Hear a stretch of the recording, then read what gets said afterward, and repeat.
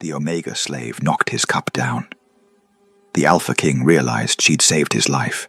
Don't move. Don't speak. Don't even breathe where he can hear you.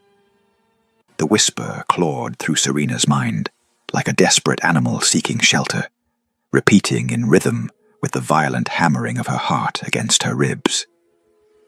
The wooden tray in her scarred hands trembled. The silver goblets perched atop it, threatening to sing their betrayal. Each quiet clink a scream in the suffocating silence of her terror. The great hall of Blackmore Vale was not a dining room.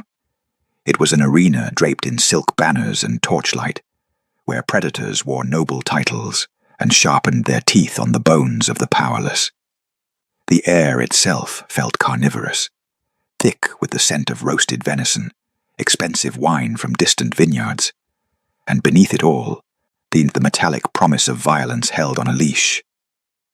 At the head of the ancient oak table sat Hilary Castillo, the Alpha King, a man whose very name was etched into the kingdom's flesh like a brand.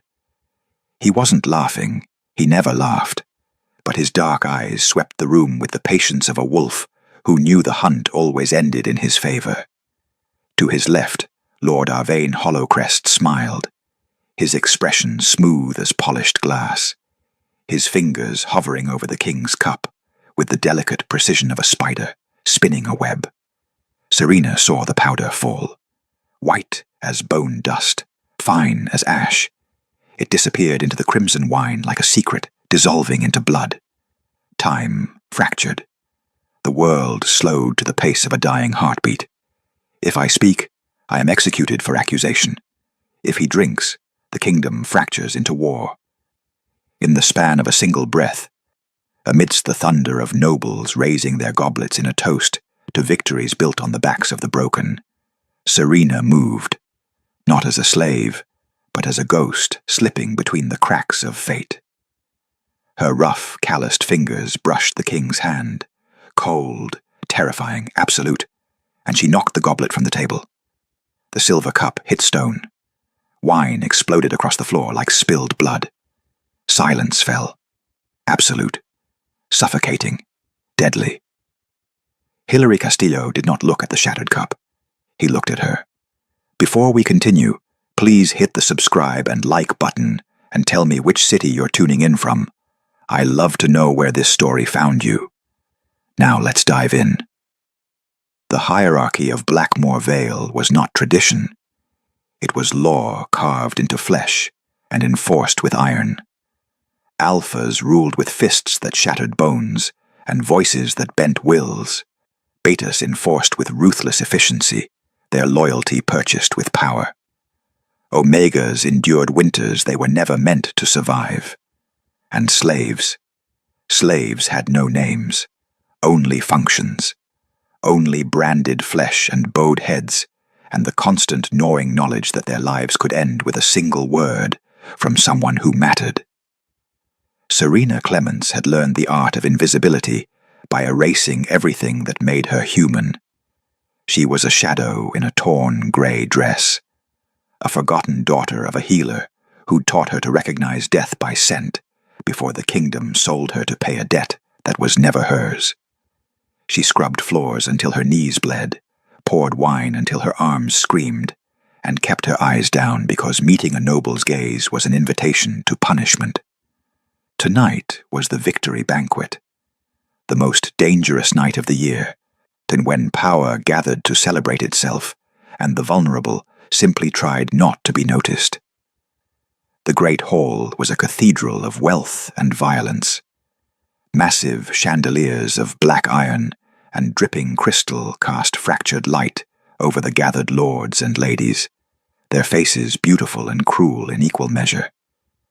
Every shadow seemed to hide a blade. Every whisper felt like a conspiracy taking shape.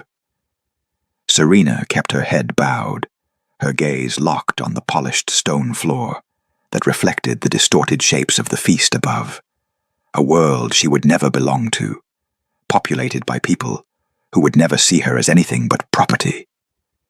She moved like a breeze, unnoticed, unwanted. More wine, girl. Are you blind as well as worthless? The voice cracked like a whip. Mistress Virelda Moore, the slave ward's keeper, and dug her bony fingers into the soft flesh of Serena's arm, her breath hot and sour. The king's cup is... She stopped. Her eyes went wide.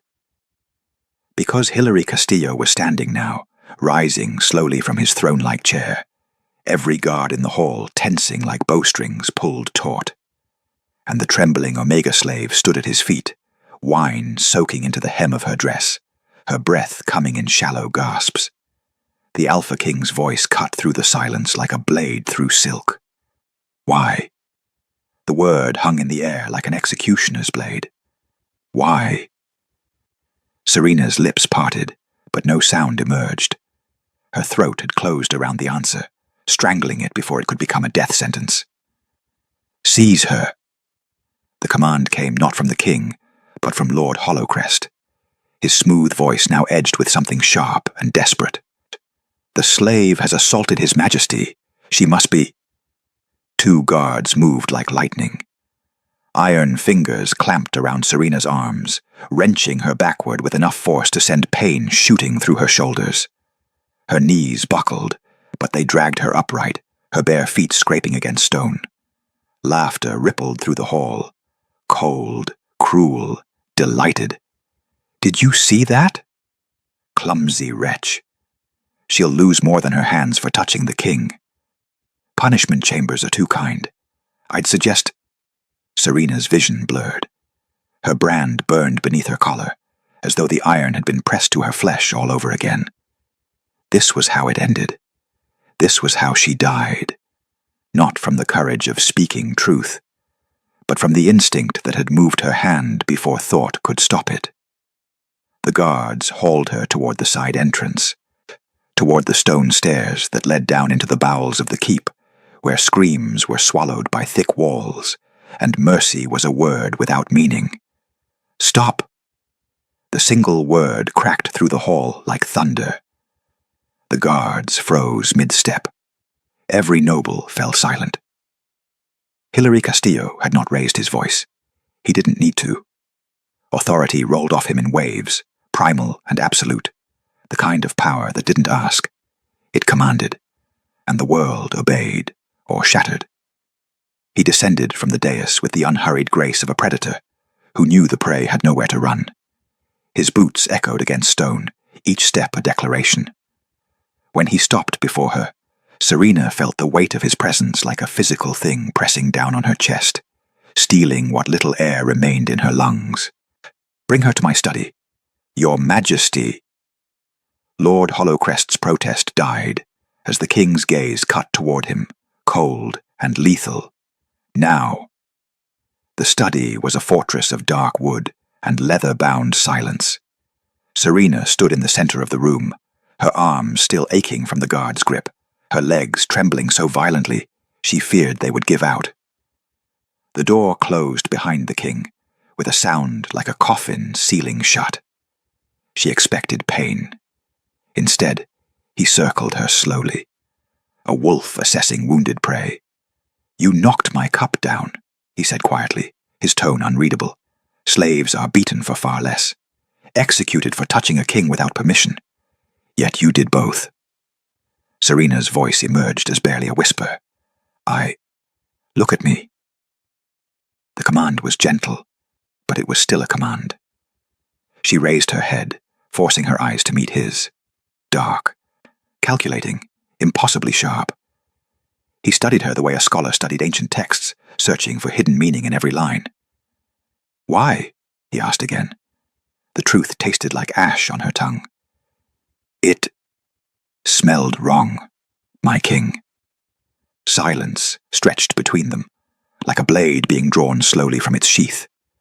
Then, impossibly, he moved toward the spilled wine still staining the stones beyond his study window.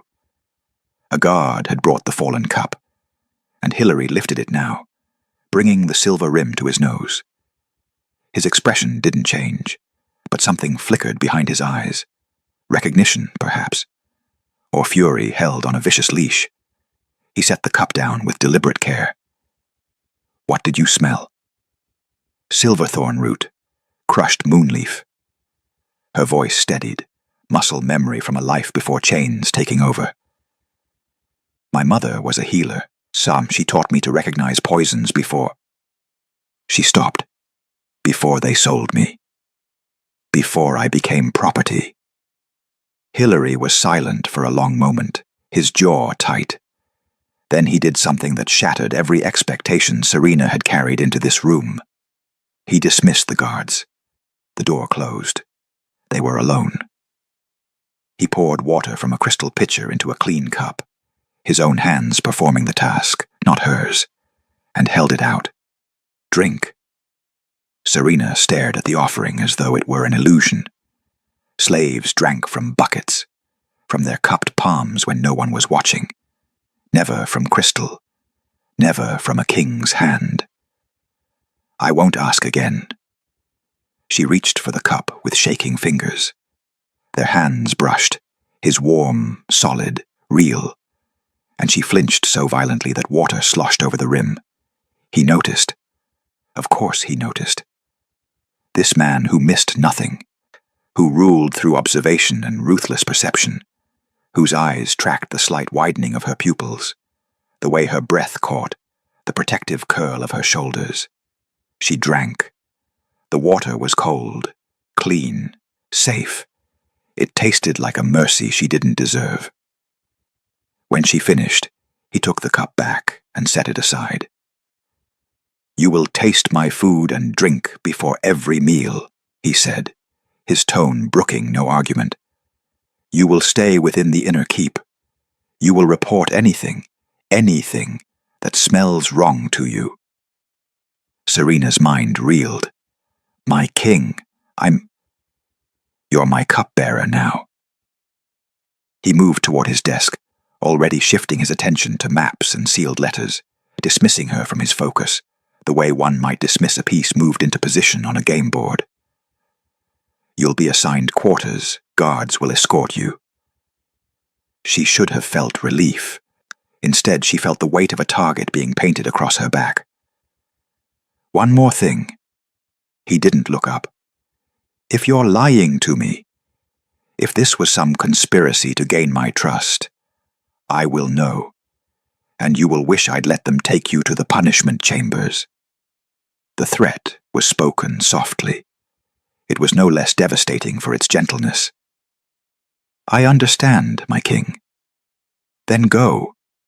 Serena turned toward the door on unsteady legs, her heart still thundering against her ribs. She had saved the Alpha King's life. And now, somehow, her survival depended on staying close enough to do it again. 3 days passed like a knife dragged slowly across skin. Serena tasted everything that touched the Alpha King's table.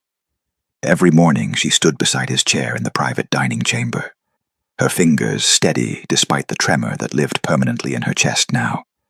She lifted each piece of bread to her lips, sipped wine from his cup, sampled roasted meats and honeyed fruits, while nobles watched through the doorway, with expressions that ranged from curiosity to contempt. The whispers had already begun. Why does he keep her so close? A slave, at the king's table. It's unseemly.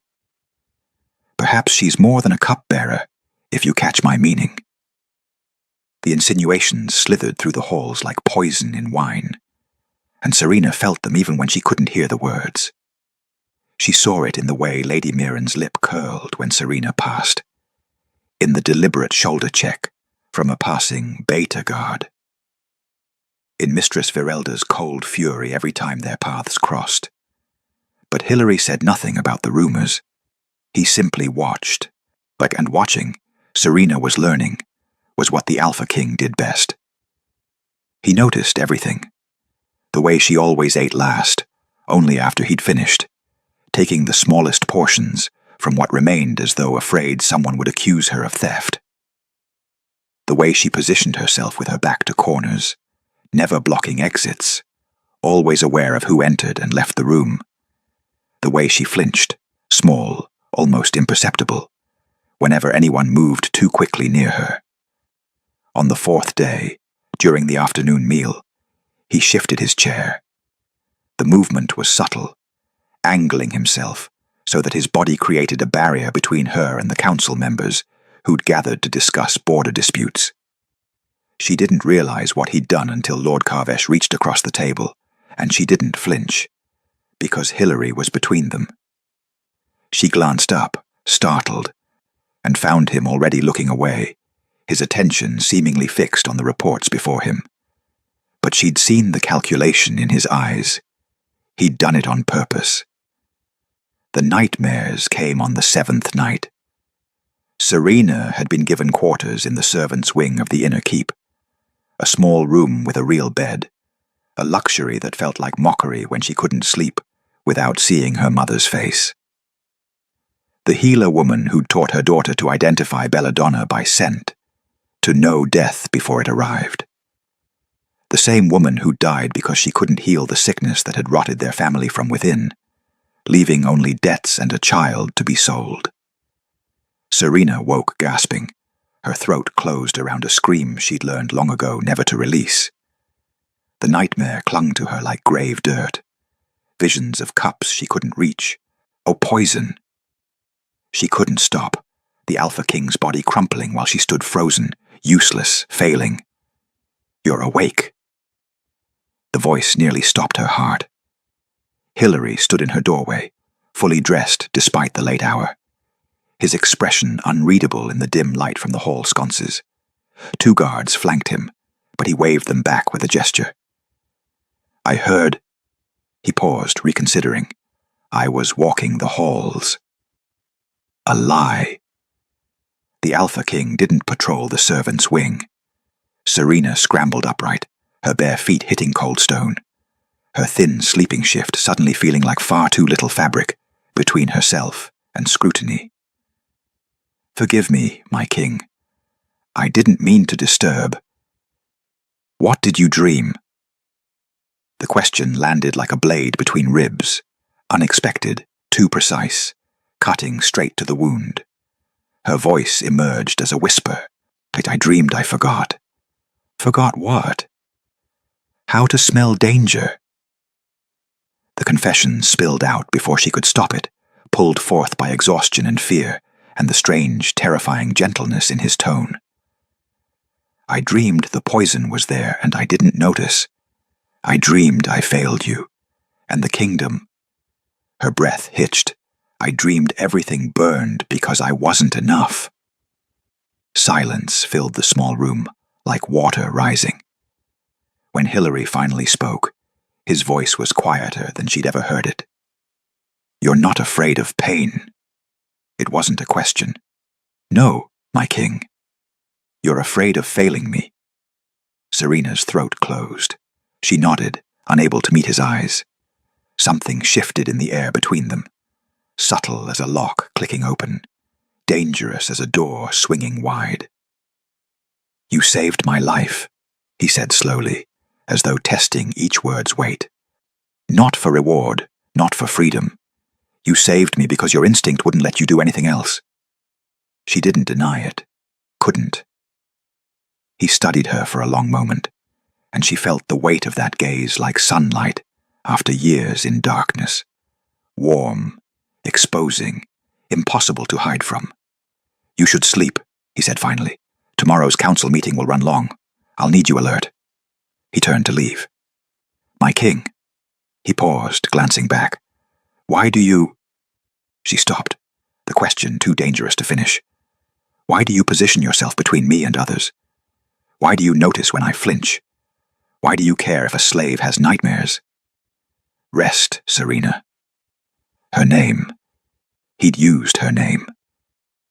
The door closed softly behind him, and Serena sat in the darkness, her heart doing something strange and terrifying in her chest. The Alpha King who never smiled, who ruled through fear and ruthless calculation, who listened when she whispered her fears in the dark. And she realized, with a jolt of pure terror, that somewhere in the space between poison and protection, between duty and instinct, something had begun to grow. Something neither of them had given permission for.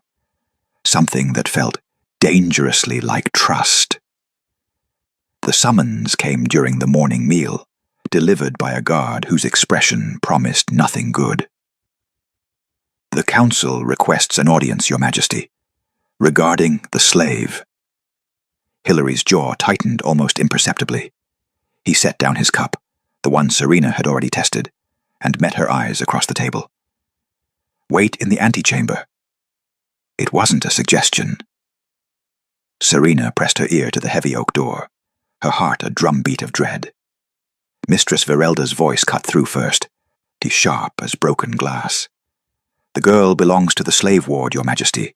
Her extended absence disrupts order and sets a dangerous precedent." "Dangerous?" Hilary's tone was deceptively calm. "Explain."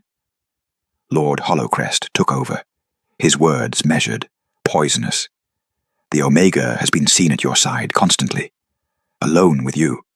The court whispers of impropriety, of manipulation."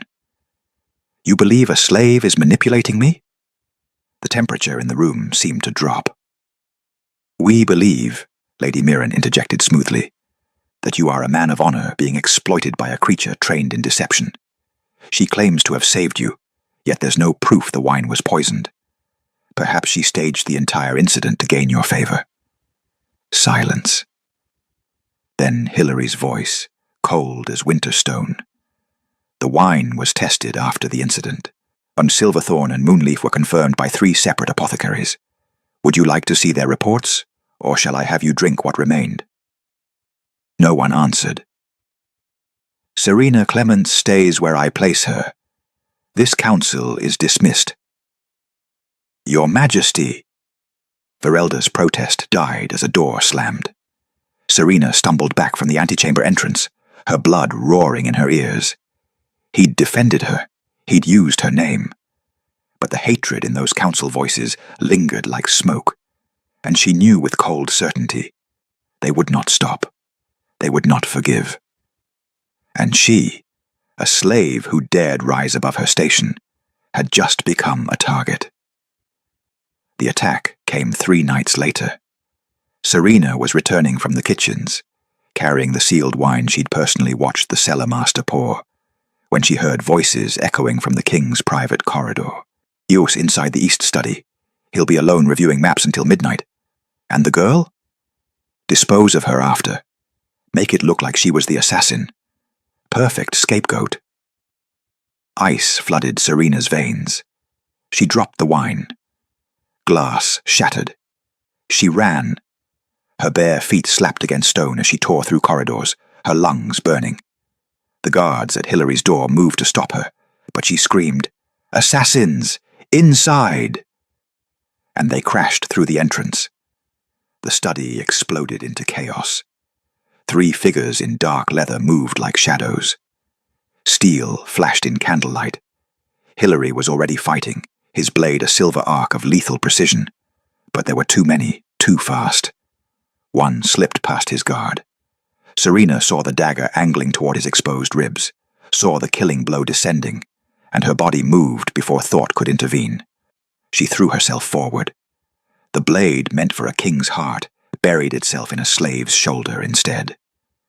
Pain detonated through her, white-hot and absolute. She heard someone screaming, realized distantly it was her, and then the world tilted. Hilary's roar shattered the air. She'd never heard that sound from him before, primal, furious, broken. He moved like a storm given flesh, and the assassins died quickly, brutally, without mercy. When silence finally fell, he was on his knees beside her, his hands pressed against her bleeding shoulder, his face a mask of controlled devastation. "You fool," he growled, his voice raw. "You stupid, reckless. You're alive," she gasped. His eyes met hers, and something cracked in that iron control. "Healers," he bellowed, "now!" They worked on her in his private chambers. Hilary refused to leave. He stood at the window, his back rigid, his hands clenched into fists as the head healer stitched Serena's torn flesh. Every whimper she couldn't quite suppress made his shoulders tense further. When it was done, when the healers finally left, he approached the bed where she lay pale and trembling. Why? The question emerged hoarse. Serena's laugh was weak, pained. You keep asking me that, because I keep failing to understand. He sat on the edge of the bed, an intimacy that would scandalize the court, that shattered every rule of hierarchy and propriety. You could have died. So could you. His hand moved almost of its own accord, brushing a strand of damp hair from her forehead. She didn't flinch this time. Couldn't flinch, perhaps, or didn't want to. This wasn't random, he said quietly, his fingers still hovering near her face. The poisoning, the council's sudden push to remove you, this attack. Someone is orchestrating this. Lord Hollowcrest, Serena whispered. I know. His jaw clenched. I've known since you knocked my cup down. I've been gathering evidence, waiting for him to make a mistake large enough to move against him without fracturing the council. And now? His eyes were dark, dangerous. Now, he's crossed a line he can't uncross. The room fell quiet, except for the crackle of the hearth. Hilary's hand still rested near her face, close enough that she could feel its warmth. You protect me, he said, wonder threading through the words, even though I've given you no reason to trust me. Even though my kingdom made you a slave. Why? Serena met his gaze, too exhausted for lies, too wounded for walls. Because you see me, she whispered, and I see you. The truth hung between them, dangerous, forbidden, undeniable. Hilary's thumb brushed her cheek, feather-light. This was no longer about poison. This was war, and they were both already bleeding. Serena woke to sunlight streaming through windows too grand to belong to a slave's quarters. For a disoriented moment, she forgot where she was, forgot the blade, the blood, the way Hilary's voice had broken when he'd called her a fool. Then pain lanced through her shoulder, and memory crashed back with brutal clarity. She was in the king's chambers. Still, 3 days had passed since the attack. 3 days of healers changing bandages while Hilary worked at his desk, refusing to leave her unguarded. 3 days of existing in a space between worlds, too valuable to be property, too powerless to be anything else. Ark, you're awake. His voice drew her gaze to the chair beside the bed, where he sat with dark circles beneath his eyes and reports scattered across his lap. You should rest, my king, she said quietly. So should you. Yet here we are. He set the papers aside, studying her with that unnerving intensity. The healer says you're recovering well. The wound was clean. Thanks to your healers. She hesitated. I don't deserve this care. Stop. The command was gentle but absolute. You took a blade meant for me. You deserve far more than I can give you. The words settled between them, heavy with meaning neither dared examine too closely. Serena's throat tightened. I'm sorry If you apologize for saving my life again, I'm moving you back to the servants' wing. Despite everything, her lips twitched. Almost a smile. And you wouldn't. Try me. This time she did smile, small and fragile as new ice. Hilary's expression softened in a way she'd never seen before, like walls crumbling, revealing something raw and unguarded beneath. I was betrayed once, he said abruptly, his gaze drifting to the window. By someone I trusted more than my own blood. My former beta, Castellan Vorel. He was my closest advisor, my friend. I believed he would die for this kingdom. Serena waited, afraid to breathe, afraid to break whatever spell had loosened his tongue. He nearly succeeded in poisoning me 2 years ago. Used a serving girl as his instrument, told her it was medicine for my headaches. She had no idea she was being used. His voice went flat. I executed her before I learned the truth. By the time I discovered Vorel's betrayal, he'd fled beyond the border. Horror coiled in Serena's chest. The girl was innocent, and I killed her for it. He finally looked at her, his eyes haunted. That's why I never eat or drink anything untested. Why I trust no one. Why I rule through fear instead of faith. He paused. Until you. The confession struck like lightning. I don't understand, Serena whispered. Neither do I. His hand moved toward hers on the blanket, then stopped, hovering in the space between them. You should hate me. This kingdom enslaved you. I uphold the laws that keep you in chains, yet you protect me. And you protect me, she countered softly. Even though it weakens your position, even though the council despises me. Their eyes met, and the air itself seemed to hold its breath. Hilary's fingers finally closed over hers, warm, solid, deliberate. I'm beginning to think, he said slowly, that weakness and strength aren't what I believed them to be. The council meeting 2 days later was a viper's nest. Serena stood behind Hilary's chair, her shoulder still bandaged beneath her dress, and tried to make herself invisible. But invisibility was no longer possible, not when every lord and lady tracked her movement with predatory focus. Lord Hollowcrest sat 3 seats down, his expression pleasant, his scent sour with suppressed anxiety. Fear, Serena realized. He reeked of it. Your Majesty, Lady Mirren began, her tone syrup-sweet, we must address the incident. 3 assassins breached the inner keep. Someone provided them access. I agree. Hilary's voice was dangerously calm. I've been investigating. And? Lord Karvesh leaned forward. What have you found? That the conspiracy runs deeper than a few hired blades. He gestured, and a guard brought forth a sealed chest. Letters, payment records, correspondence detailing plans to destabilize the throne. Hollowcrest's heartbeat spiked. Serena could smell the surge of adrenaline, sharp as copper. Fascinating, Hollowcrest said smoothly. And the source? Still being traced. Hilary's gaze swept the table. But the handwriting has been analyzed. The truth will emerge. Perhaps, Verelda interjected coldly, we should examine who benefits most from your Majesty's distraction. The slave girl appears during an alleged poisoning.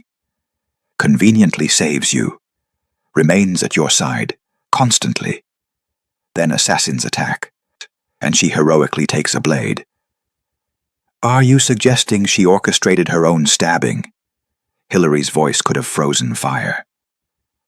I'm suggesting, Verelda said carefully, that a clever slave might sacrifice her own flesh to secure a king's favor, and that perhaps she's been working with conspirators all along, playing both sides. Serena's blood turned to ice. They were framing her. The evidence, the narrative, the timing, all of it designed to paint her as the true threat, while Hollowcrest slipped away clean. Her hands trembled. She smelled desperation now, thick as smoke, coming from multiple directions. The conspiracy was cornered, and cornered predators were the most dangerous. Hilary stood slowly, and the room fell silent. Serena Clements will not be questioned, accused, or removed from my protection. Anyone who attempts otherwise will face me directly. His gaze locked on Hollowcrest. And I promise you, I am far less forgiving than the courts. The threat landed like an axe. The meeting ended in tense silence.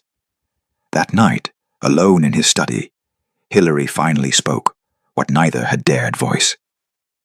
If I claimed you, he said quietly, not looking at her, if I acknowledged what's growing between us, they would call it proof of your manipulation.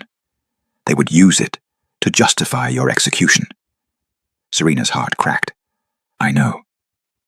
And if I don't, his voice roughened, If I keep you close but unclaimed, you remain vulnerable. A slave. Property that can be taken, hurt, destroyed to strike at me. I know that too. He turned finally, his expression devastated. There's no safe path. No, she agreed. There isn't. The bond between them trembled, real, powerful, impossible. Neither reached for the other, but neither looked away. The throne hall had never felt so much like a tomb. Serena knelt on cold stone, her wrists bound in iron, her shoulder still tender beneath hastily mended cloth. Around her, the gathered nobility formed a circle of judgment, their faces masks of righteous condemnation, their whispers a chorus of anticipated violence. Above them all, Hilary sat rigid on the obsidian throne, his knuckles white against the armrests. Lord Hollowcrest stood before the assembly, his voice ringing with false sorrow. Your Majesty, lords and ladies of Blackmoor Vale, we gather today not in celebration, but in necessity. The slave Serena has been charged with seduction of the crown, manipulation of the king's favor, and conspiracy to commit treason. Treason? Hilary's voice was deadly quiet. Explain. Lady Murren stepped forward, holding parchment like a weapon. She orchestrated the initial poisoning herself, then saved you to gain trust.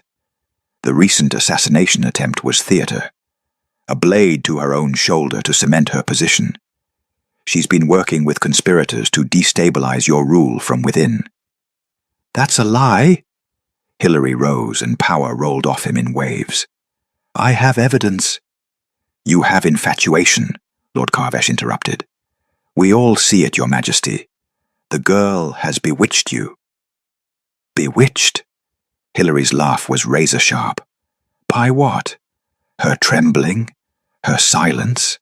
Her willingness to bleed for a kingdom that branded her flesh and stole her name? By her cunning, Virelda hissed. Omegas are trained from birth to manipulate through submission. She plays the victim while you dance to her tune. The council murmured agreement, a rising tide of condemnation. Serena's throat closed. They'd prepared for this, built a case so airtight that even truth couldn't penetrate it. Her life had been weighed and found worthless, and nothing Hilary said would change the calculus. Unless she removed herself from the equation. Stop. Her voice cut through the noise, small but clear. Every eye turned to her. She lifted her head, meeting Hilary's gaze across the hall, saw the warning there, the desperate plea for her to stay silent. She ignored it. I offer myself for judgment, she said. If my death will end this conspiracy, if it will restore faith in the king's rule, then take it. I only ask one thing. You ask nothing, Virelda spat. You are property. I ask, Serena continued, her voice steady now, that you investigate Lord Hollowcrest's correspondence before you execute me, that you examine his financial records, that you ask why he smells like fear every time the king speaks of evidence. Hollowcrest's pleasant mask finally cracked. The slave makes wild accusations to save herself. Then prove me wrong, Serena challenged. Let the king's investigators examine your holdings.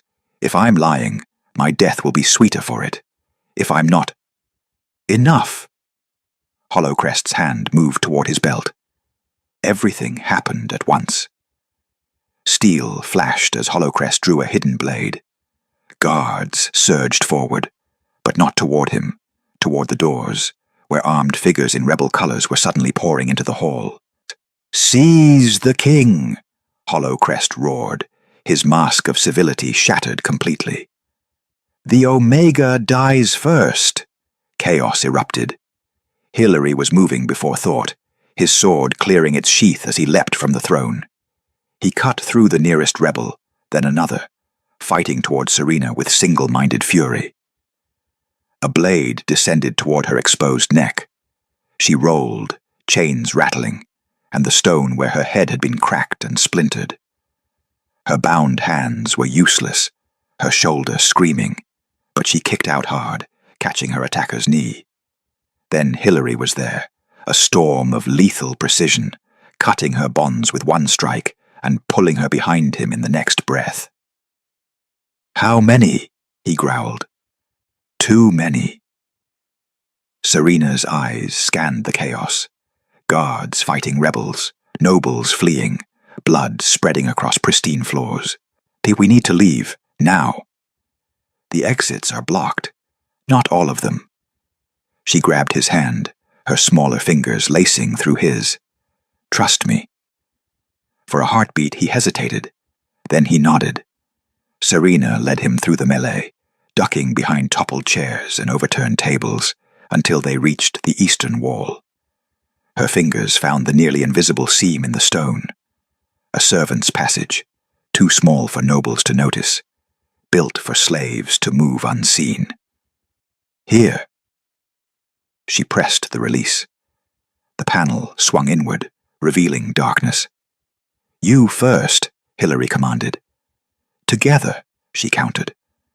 They plunged into the narrow passage side by side, the sounds of battle fading behind them.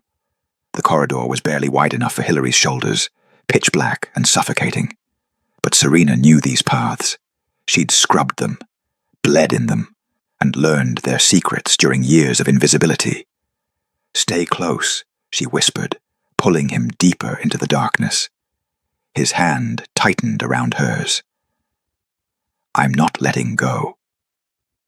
They ran through the veins of the keep, passages that slaves used to move between kitchens and chambers, spaces where the powerless became ghosts. Now those same passages carried a king and the woman who'd saved him. Partners. Finally. Behind them in the throne hall, Lord Hollowcrest screamed orders to find them. Ahead, in the darkness, Serena led Hilary toward survival, and toward a reckoning that would reshape the kingdom. "Where does this lead?" he asked. "Everywhere," she replied. "We built this place with our hands and blood. We know it better than any lord." He was silent for a moment, then. "We?" "Slaves. The invisible, some the ones you never saw." Her voice held no accusation, only truth. "We see everything." Another beat of silence. Then quietly, "Teach me." And in that moment, fleeing through passages built by broken hands, something fundamental shifted. Not king and slave, not protector and protected, but equals, bound by choice. The revolution had begun. The passages brought them to the lower armory, where loyal guards were regrouping. Commander Thane's face flooded with relief when he saw Hilary emerge from the wall. "Your Majesty, the rebels have taken the throne hall. Hollowcrest declared you dead, and himself regent. He's mobilizing the northern battalions," Hilary finished grimly. "He's been planning this for months." "Longer," Serena said quietly. All eyes turned to her. She straightened despite the pain in her shoulder, despite being the only slave in a room full of soldiers.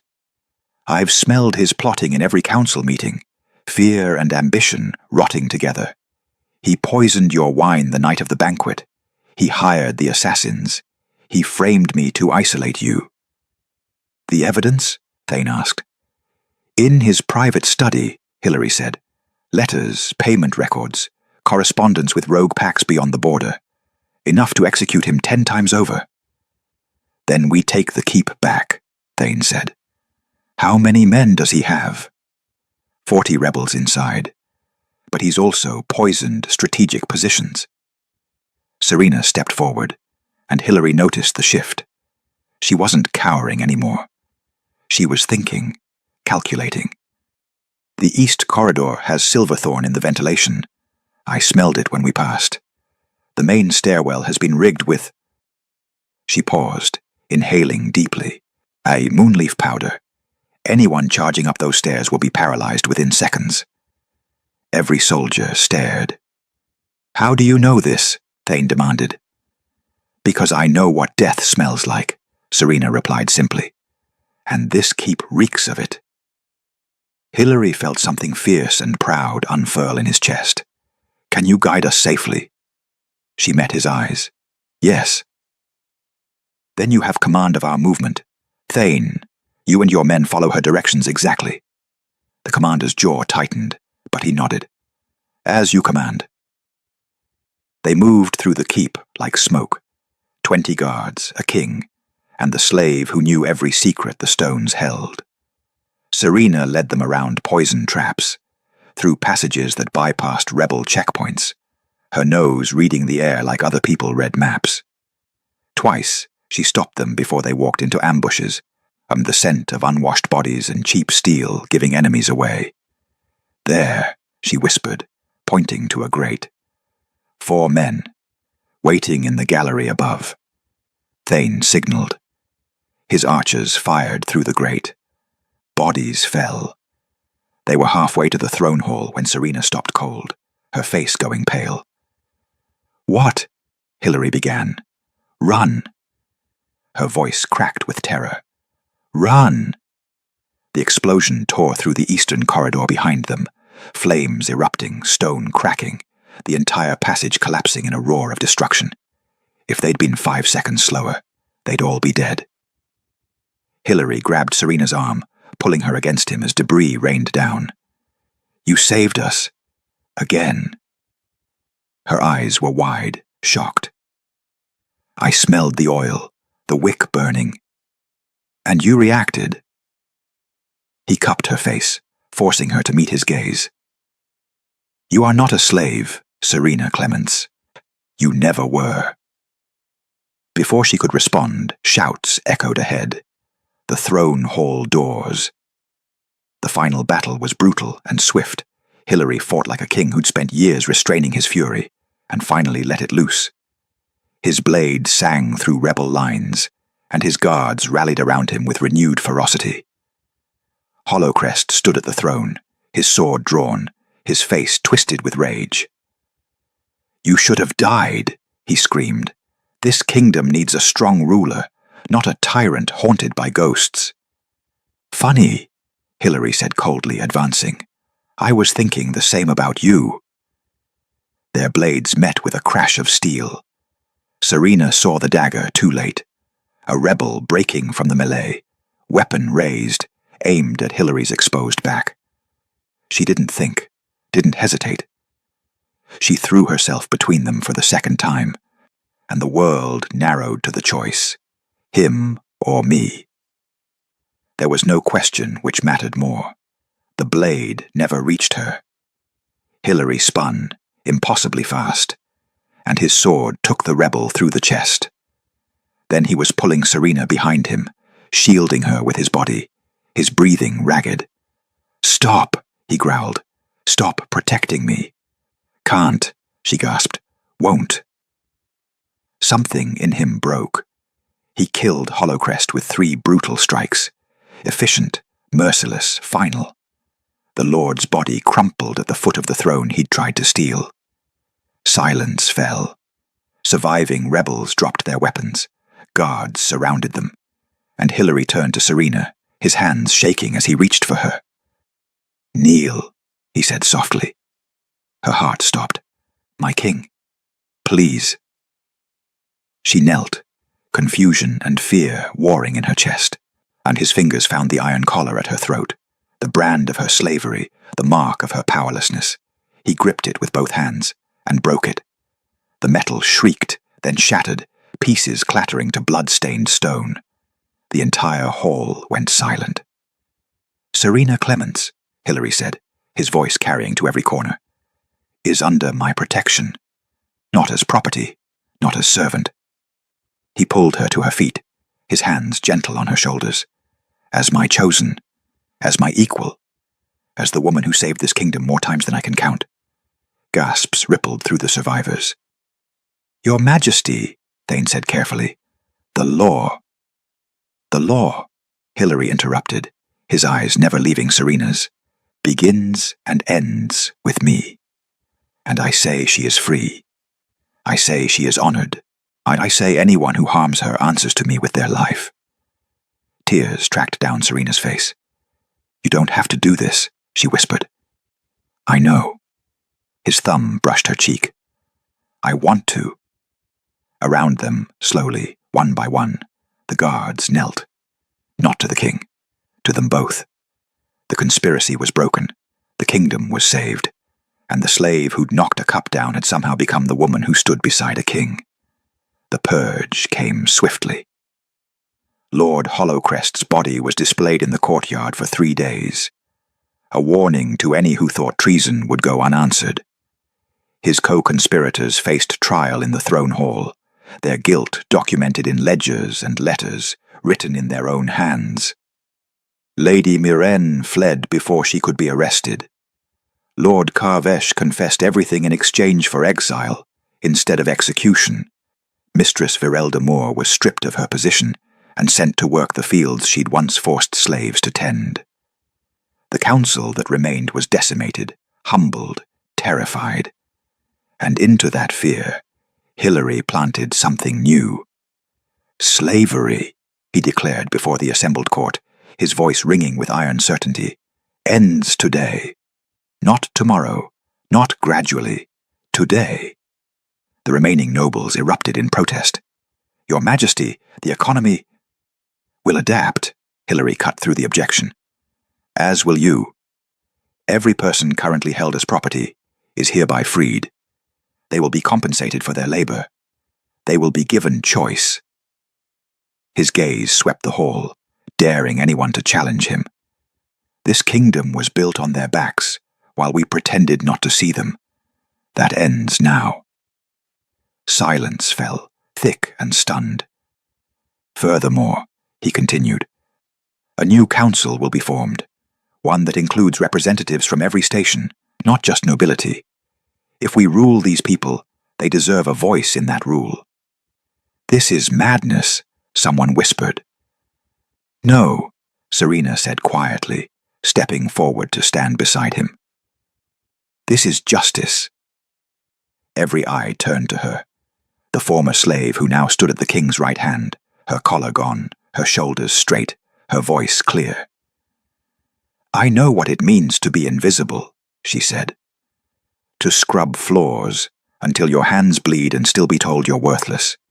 To have a name and lose it. To be property instead of human." She looked at the nobles, unflinching. "You benefited from that system. Now you'll help build something better. Or you'll leave." The choice was clear. Most stayed. Some didn't. The kingdom began to change. 2 weeks later, in the quiet of his private study, Hilary stood at the window and watched the courtyard below. Former slaves were receiving papers, documents declaring their freedom, their names restored, their futures returned. Some wept. Others stood in shocked silence, as though afraid the dream would shatter. "You're troubled," Serena said softly from the doorway. He didn't turn. "I upheld that system for years, enforced those laws, benefited from their suffering, while telling myself it was tradition, necessary, the way things had always been." She crossed the room, her footsteps soundless on stone. "You didn't create slavery." "No, but I perpetuated it." His voice was rough with self-recrimination. "How many died in chains because I was too afraid to change what I'd inherited? How many Serenas were sold, branded, I'm broken, while I sat on my throne and did nothing? You're doing something now. Too late for so many." "Yes," she agreed, and he finally looked at her. She met his gaze without flinching. "It is too late. You can't save the ones who came before. You can't undo what was done.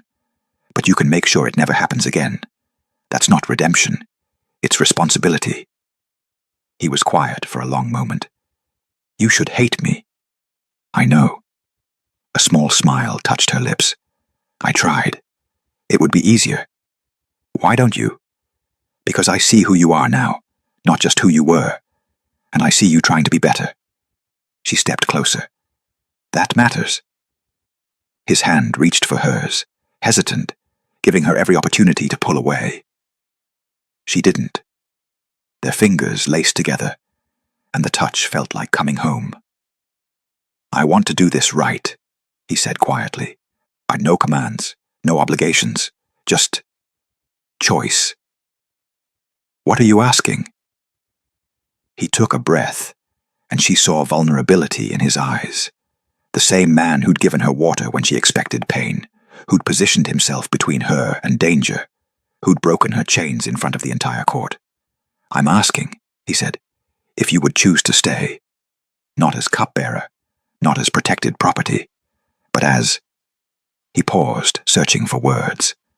"As my partner, my equal, the person I trust more than anyone in this kingdom."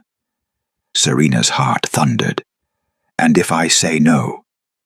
"Then you're still free, still honored, still given everything you need to build whatever life you want, with my blessing and protection." His thumb brushed across her knuckles. "But I hope you'll say yes." She studied him. This king who'd learned to see the invisible, who'd shattered tradition to free the enslaved, who'd chosen vulnerability over power. "I have conditions," she said. Hope flickered in his eyes. "Name them." "I want a voice in the new council. I want to help rebuild the systems that broke people like me. I want to ensure this change lasts beyond your reign." "Done. And I want you to promise me something. Anything. That you'll never stop seeing me. Not as a symbol, not as a former slave who became something more, but as me, Serena, the girl who smelled poison and knocked a cup down and was terrified the entire time." His free hand cupped her face, gentle as a prayer. "I could never stop seeing you. You're the reason I see anything clearly at all." "Then yes," she whispered, "I choose you. I choose this. I choose us." The bond between them, the one that had trembled unnamed for so long, finally settled into place, not forced by biology or fate, but chosen deliberately, consciously, freely. He kissed her softly, reverently, like she was something precious he'd been afraid to break. She kissed him back, like he was worth every risk she'd taken. When they finally pulled apart, both breathing unsteadily, he rested his forehead against hers. "The council will have opinions about this," he murmured. "Let them talk." She smiled.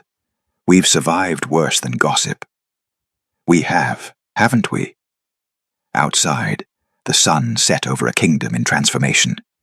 Inside, a king and the woman who'd saved him stood together, not ruler and subject, not master and freed slave, just two people who'd chosen each other. And that choice would reshape everything. And 6 months changed everything. The kingdom of Blackmore Vale transformed like a forest after fire. Scorched earth giving way to new growth, tender but resilient. The slave quarters were dismantled stone by stone, rebuilt into housing for free workers. The brand registry was burned publicly in the courtyard, its ashes scattered to the wind. The new council convened weekly, nobles seated beside former slaves, merchants alongside scholars. Every voice weighted equally in debates that shaped the realm's future. Serena sat among them, her opinions sought, her insights valued. The first time she'd spoken in council, her voice had shaken. Now it rang clear, confident, carrying the authority of someone who'd earned her place through courage rather than birthright. "The northern villages need healers," she said, reviewing reports spread before her. "Former slaves with medical training are willing to serve, but they need supplies and protection during travel." "Granted," Hillary said immediately. "Commander Thane, assign escorts. Treasury, allocate funds for medical supplies." He glanced at Serena, a slight smile playing at his lips. "Anything else?" "The children," she continued. The ones freed from the estates. They need education, not just shelter. We should establish schools. Lord Bremen, one of the reformed nobles, nodded thoughtfully. My family's holdings include empty manor houses. We could convert them. Do it, Hilary approved. The council meeting continued, efficient and purposeful, nothing like the toxic gatherings of the old regime. When it finally adjourned, Hilary caught Serena's hand as the others filed out. Walk with me? She smiled. Always. They climbed to the eastern balcony, the same overlook where Hilary had once stood alone, surveying his kingdom with the wary distance of a man who trusted nothing. Now, Serena stood beside him, her hand in his, the evening breeze carrying the scent of spring flowers instead of fear. Do you remember the first time you stood here? She asked softly. I stood here often, always alone. He turned to face her, leaning against the stone railing. I told myself it was strategic, a vantage point to watch for threats, but truthfully, I was just isolated, by choice and by fear. And now I'm never alone. His thumb traced circles on her palm. Even when you're not physically beside me, I feel you. Your influence in every reformed law, your compassion in every freed person who finds their voice, your courage in every decision I make. Serena's eyes glistened. You give me too much credit. Impossible. He pulled her closer. You saved my life twice. Once from poison, once from becoming a tyrant who ruled through fear alone. I'd say I give you exactly the right amount. She laughed, the sound bright and unguarded, so different from the terrified girl who'd knocked a cup down half a year ago. I never thanked you, she said suddenly. For what? For seeing me. When I was invisible to everyone else, you looked. She reached up, touching his face. You didn't have to. You could have punished me, discarded me, forgotten me. But you chose to see. I couldn't not see you, he replied simply. You shattered every wall I'd built, one spilled cup, and suddenly I couldn't pretend the invisible didn't matter. Below them, the courtyard bustled with activity, people working, laughing, living without chains. The kingdom was healing, slowly but surely, built on foundations of choice instead of cruelty. There's something I've been meaning to ask, Hilary said, his tone shifting to something both nervous and determined. Serena raised an eyebrow. The Alpha King gets nervous? When it matters, yes. He took both her hands, his expression serious. The council has suggested, and I agree, that the kingdom needs a queen. Not a consort, not a decorative figurehead, a true partner in leadership. Her breath caught. I know we've been operating as partners already, he continued, but I want it formal, public, unquestionable. He squeezed her hands. Serena Clements, will you stand beside me? Not as the woman I freed, but as the queen this kingdom deserves. Tears spilled down her cheeks, but she was smiling. You're asking a former slave to be your queen. I'm asking the bravest person I know to share a crown she's already been wearing. His voice softened. What do you say? Yes. The word came out half laugh, half sob. Yes, of course yes. He kissed her as the sun set over Blackmore Vale, painting the sky in golds and crimsons, a kingdom reborn, a future unwritten, a love that had started with instinct and grown into something unbreakable. When they finally pulled apart, Serena rested her head against his chest, listening to the steady rhythm of his heartbeat, the same heart she'd saved that first night. We've come far from a spilled cup, she murmured. We have. He pressed a kiss to her hair. And we have farther still to go, eyed together. Together, she agreed. 3 months later, the coronation was witnessed by thousands. Serena Clements, former slave, Healer's daughter, the woman who'd knocked a cup down and changed the fate of a kingdom, was crowned Queen of Blackmoor Vale, in a ceremony that broke every tradition. Former slaves stood in places of honor. Nobles who'd adapted to the new order celebrated alongside those they'd once considered property. And when Hilary placed the crown upon her head, the entire realm erupted in cheers. That night, as they stood together on the balcony once more, Serena looked out over the kingdom she would help lead. "What are you thinking?" Hilary asked, wrapping his arms around her from behind. "That I never meant to change anything," she said softly. "I only meant to save a life. And look what you've built from that single act of courage." She turned in his embrace, her eyes bright. "What we've built." He smiled, that rare, genuine smile he reserved only for her. "What we've built," he agreed. The moon rose over Blackmoor Vale, silver and eternal.